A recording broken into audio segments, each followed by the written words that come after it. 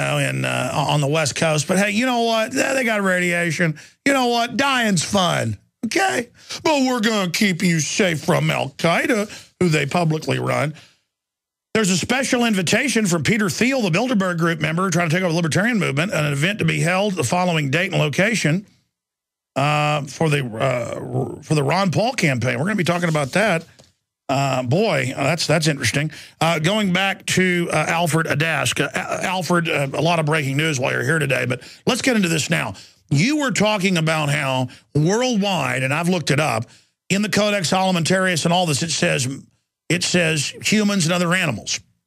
Now, this is not just a theorem. The Illuminati is obsessed with this. The illuminated ones at degrees above 33rd degree, most Masons don't even know there's above a 33rd.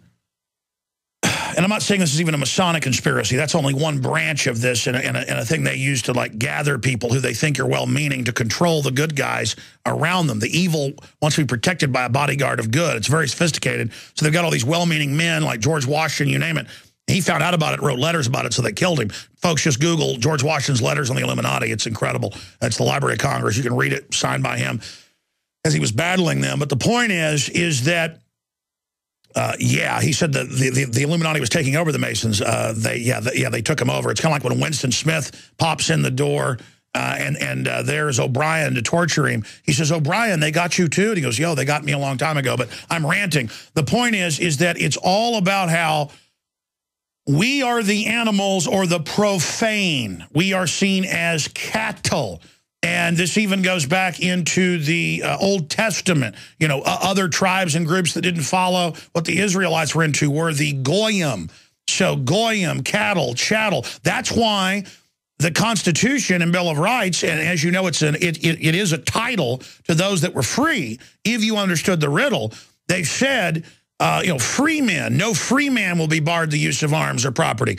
Well, they set the precedent, as you know, at the end of the Civil War, making us all slaves. They didn't just say blacks weren't human or two-thirds human. So what you've hit isn't just your theory. It is the essence of the truth of what we're facing. And so they're dumbing us down, poisoning us, trying to deny us good education so they can fool us into thinking we're animals and that we're bad and need to be exterminated because humans are trash. They do not want us to realize that we are not profane unless we drink from the fetid cup of the Illuminati. The truth is, to say you're illuminated, they've stolen all the terms. When you love Christ and God and want to do unto others and want to build people up, that's when you're illuminated by the Spirit of Christ. But they call it illuminated, but they're not illuminated. They're illuminated by the black sunshine, by the dirty black summer, by the devil under the black wings of death. I'm ranting here, but the whole point is, look at how they said blacks weren't human, so we're allowed to enslave them. This is as old as the hills. Yep, same thing with the Nazis declared the Jews to be Untermenschen before they marched them off into camps. Untermenschen means under man. It means subhuman. It means animals. As soon as you're declared to be an animal, then you can do anything. You can be treated like livestock. The farmer can butcher the cows and the pigs and the horses and the sheep. Why? Because they're animals. They're not made in God's image. Again, you can look at Genesis 9:6, and it tells you why you can't murder a man. And it expressly tells you because he's made in God's image. That's why you can't do it. If you will accept the status of an animal, then there's what's to prevent you from being murdered or killed. And that's why they have you swear an oath when you join the military and tell that you're an animal and you're garbage and crud so that you will accept it and sign the contract with the devil so they can kill you. Not just that. I see this as spiritual warfare, and it took me a long time. I didn't get to that until I was in my 50s before I even began to suspect it. I see it now with what seems to be clarity. The spiritual warfare is this. They're not worried about your life. They're not worried about your property or whatever gold you got or your land. That's irrelevant to them. They want your soul, and you're not going to hell unless you consent. They posted in the books, if you can read, it's there. We deem you to be animals. Did you consent to be an animal? They need your consent. Satan can't come up with a pitchfork, poke you in the butt, and make you go to hell. It doesn't work that way. You need to consent. And that's why they have, in my opinion, that they have to put this out in law, where if you're smart enough and you're diligent, you can find it. No, it's illegal posting. That's why they tell you before they stage a terror attack on television. Yeah. They need your consent. You need to consent. Say, yeah, I'm an animal. Sure, I consent to that. Great. You're headed for hell. I think that's what's going on. And the Bible said before each culture fell, everyone began marking themselves and hurting themselves. I'm not saying somebody's bad if every person wants tattoos or whatever and piercings all over them. The point is, in every culture, from the Aztecs to the Israelites when they went bad, that's what begins. This is all the signs. Yeah, I understand. I've got an article here from Genocide Watch. You can find it at genocidewatch.org. It was submitted to the Department of State back in 1996, and they identify 8 stages of genocide. And the third stage is dehumanization. And the United Nations Convention on the Prevention and Punishment of the Crime of Genocide. And they go through, and genocide is a crime under international law, but need not include actual death. The only thing that's required is that if you commit acts that with the intent to destroy in whole or in part national, ethnic, racial, or religious groups, such as causing serious bodily injury or mental harm to members of the group, or C, deliberately inflicting on the group conditions of life calculated to bring about its physical destruction in whole or in part. That's what they're doing when they reduce you to animals. This is an act of genocide perpetrated against the American people. They are creating conditions where they define you and me and all of our children, everybody you ever loved and liked or admired, they're all being defined as animals. They are using that the same way the Nazis used it to march people off into And that's camps. why all the environmentalists teach the kids, you're scum, you're bad, you're hurting the earth, so you will actually hate yourself and not realize your incredible destiny. That's exactly right. Will you consent to be an animal? And they teach us to do that. It goes right to the theory of evolution. Theory of evolution versus creationism. Creationism, oh, that's silly. That's nonsense. And of course, it turns out Darwin was a super Luciferian occultist, had these visions while having a fever, was into the occult, believed that we were seeded by aliens. What's that term?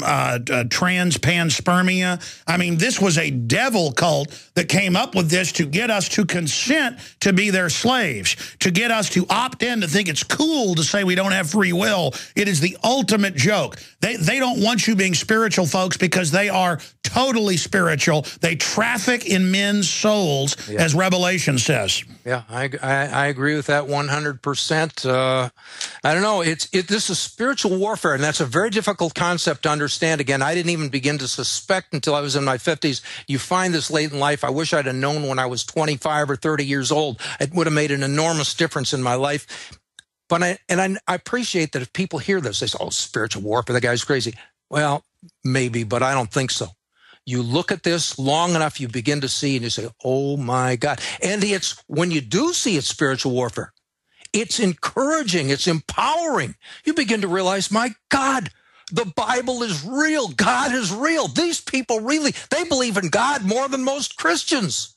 The spiritual warfare is evidence that there's another life after this one. It's not frightening.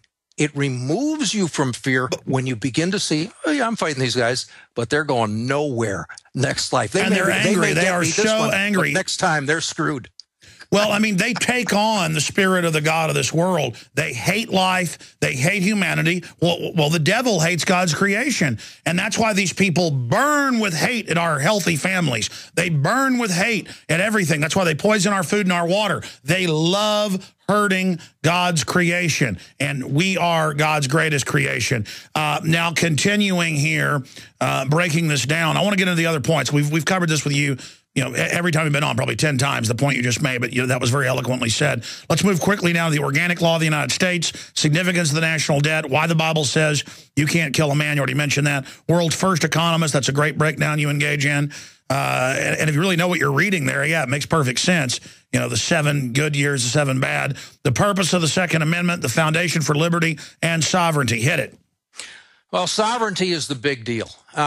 Sovereignty is the key, and we hear, if you follow, I'm sure you've seen this, where the FBI and people in government are concerned about the sovereignty movement. Oh my gosh, the sovereigns are coming to get us.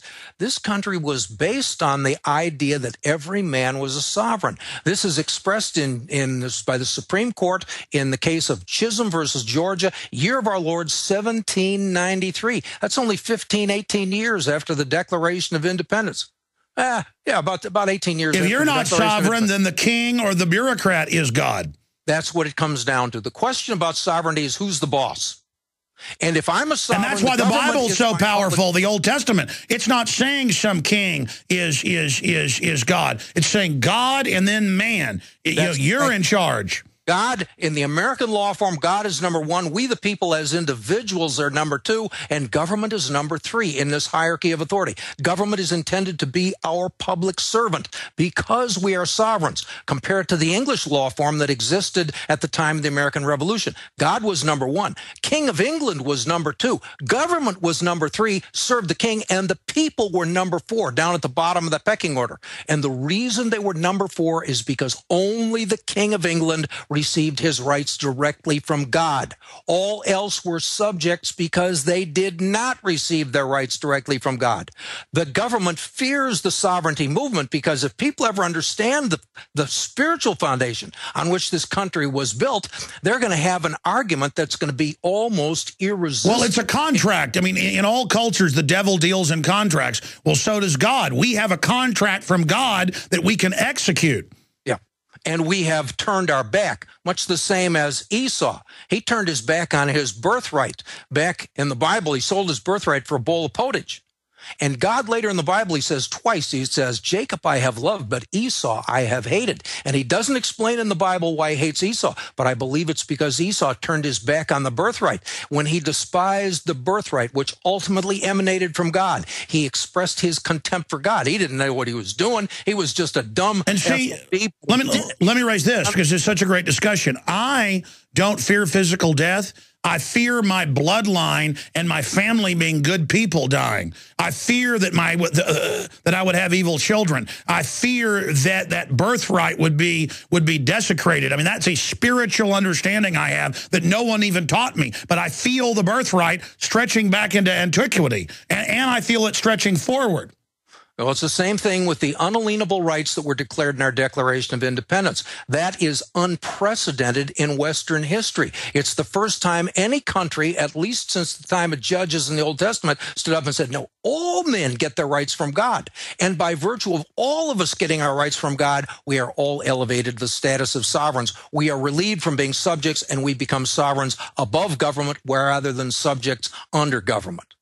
And that's what the battle's all about. If you people can catch the idea of your sovereignty and understand it's a spiritual concept, and understand that if you can support this with the First Amendment, for example, your right of freedom of religion, or Article 1, Section 6 of the Constitution of the state of Texas, or whatever state you're in, there's a guarantee of freedom of religion. You have access to these God-given unalienable rights. You can also claim them under the 9th Amendment, which guarantees the rights that are not declared in the Constitution. There's still, if people still retain those rights, declared right there in the Declaration of Independence, those God-given unalienable rights, they're right there if you know how That's to. That's right. Courts can't take them. You can get them. Courts can say that black people aren't human, but if folks stand up and say, I am a human, they are. I mean, so much of this is a bluff. That's why they're so scared of it. And again, it has to be this way because they're fighting for, in my opinion, because they're fighting for our